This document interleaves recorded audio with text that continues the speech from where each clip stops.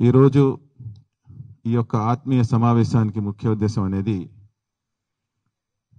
పట్టభద్రుల ఎన్నికలు, అంటే గ్రాడ్యుయేట్ ఎమ్మెల్సీ గ్రాడ్యుయేట్ ఎలక్షన్స్.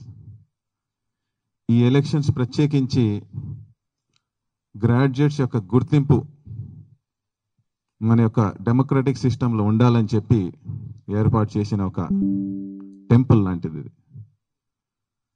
మనం అందరం కూడా రాజకీయాల్లో ఉంటూ ఈ ప్రభుత్వాన్ని పరిపాలిస్తుంటే ఈ ప్రభుత్వాన్ని సరైన గాడిలో సూచనలు ఇస్తూ నడిపించాల్సిన బాధ్యత పట్టభద్రులతో ఉంది.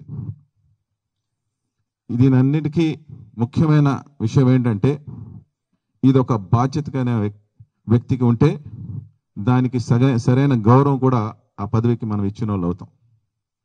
మీ అందరికీ తెలుసు, ఈ ఎన్నికలు గతంలో తెలుగుదేశం పార్టీ అధికారంలో లేనప్పుడు, ప్రతిపక్షంలో ఉన్నప్పుడు భారీ మెజారిటీతో ఉత్తరాంధ్రలో మనమందరం కూడా తెలుగుదేశం పార్టీ, భారతీయ జనతా పార్టీ అప్పుడు మనమందరం కూడా కైవసం చేసుకున్నాం.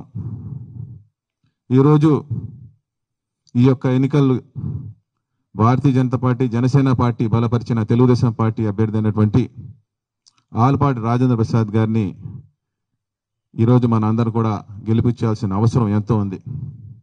ఈరోజు మనం అందరం కూడా మీ తరపున గ్రాడ్యుయేట్స్ యొక్క ఓటు ద్వారా మనందరికీ చాలా పరిచితులైనటువంటి వ్యక్తి ఆలపాటి రాజా గారు.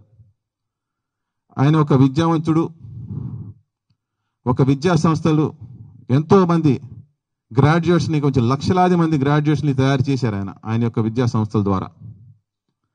ఎంతోమంది వేలాది మంది అధ్యాపకులు ఆయన యొక్క విద్యా సంస్థల్లో మనలాంటి వాళ్ళు ఇంజనీర్లని, డాక్టర్లు అందరినీ కూడా తయారు చేస్తూ ఉన్నారు. వాళ్ళ యొక్క భవిష్యత్తుని ఈరోజు మీలాంటి అధ్యాపకులు తయారు చేశారు కాబట్టి ఈరోజు మన ఆంధ్ర వాళ్ళు, తెలుగు వాళ్ళు అనేది ప్రపంచంలోనే ఒక మంచి గుర్తింపు అనేది మన అందరికి దక్కింది. అంతేకాదు, దీనన్నిటికీ కూడా మన ప్రియతమ నాయకుడు నారా చంద్రబాబు నాయుడు గారు తెలుగువాడి ఆత్మగౌరవంగా, తెలుగువాడి యొక్క పేరు ప్రతిష్ట ప్రపంచంలో అన్ని చోట్ల ఉండాలని చెప్పి ఆయన చేస్తున్న కృషి, మన ఆంధ్ర రాష్ట్రానికి మళ్ళీ పునర్వైభవం తీసుకురావాలని చెప్పి ఆయన పడుతున్న తపన గత 8 నెలలుగా మనం అందరూ చూసాం.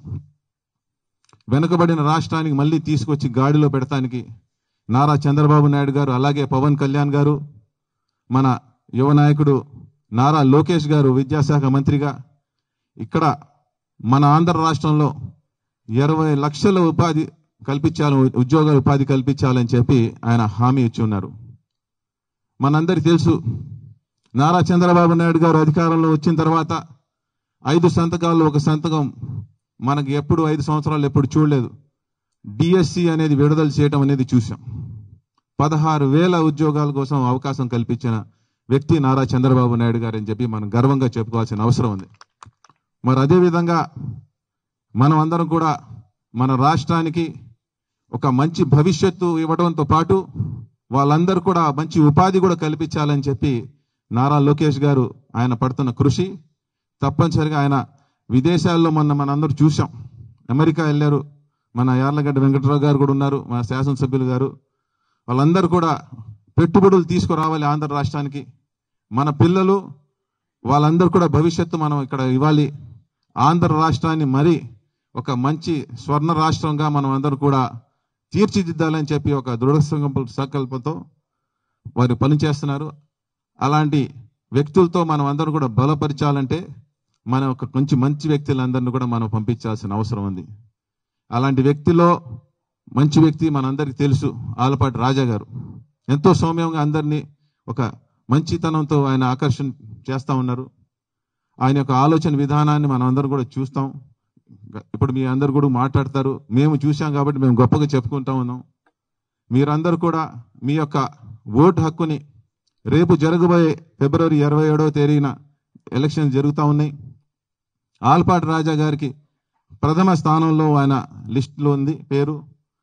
ఆ లిస్టులో ఉన్న పేరుని 1 అని అంకె వేసి ఆయనకి ఫస్ట్ ప్రయారిటీ ఓట్ అనేది వేయాల్సిందిగా మనస్ఫూర్తిగా కోరుతా ఉన్నాం.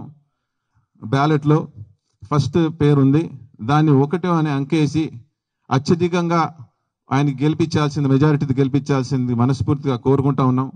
మీ అందరి బాధ్యత ఇది. మీరు చెప్తే 100 మంది పిల్లలు మీరు అందరి మాట వింటారు. ఎందుకంటే మీ యొక్క నాలెడ్జ్ని, మీ యొక్క వాల్యూస్ని మనం అందరు తెలిసిన వాళ్ళం. కాబట్టి మీ యొక్క మాటకి ఎంత విలువ ఉందంటే మనం అందరూ కూడా దానికి మనం గౌరవించుకోవాల్సిన అవసరం ఉంది. కాబట్టి మీరు, మీతో పాటు మీకు తెలిసిన స్నేహితులు, మిత్రులు, కుటుంబ సభ్యులు అందరూ కూడా రేపు జరగబోయే ఎన్నికల్లో ఆలపాటి రాజా గారికి బ్రహ్మాండమైన మెజారిటీ ఇచ్చి గెలిపించాల్సిందిగా మరొకసారి ఎక్కడ కూడా వెనకాడరని చెప్పి మీ సమస్యల్ని పరిష్కారానికి దిశలో తీసుకెళ్తానని చెప్పి నమ్ముతూ నాకు ఈ అవకాశం ఇచ్చిన పెద్దలకు అందరూ కూడా ధన్యవాదాలు తెలియజేసుకుంటున్నాను.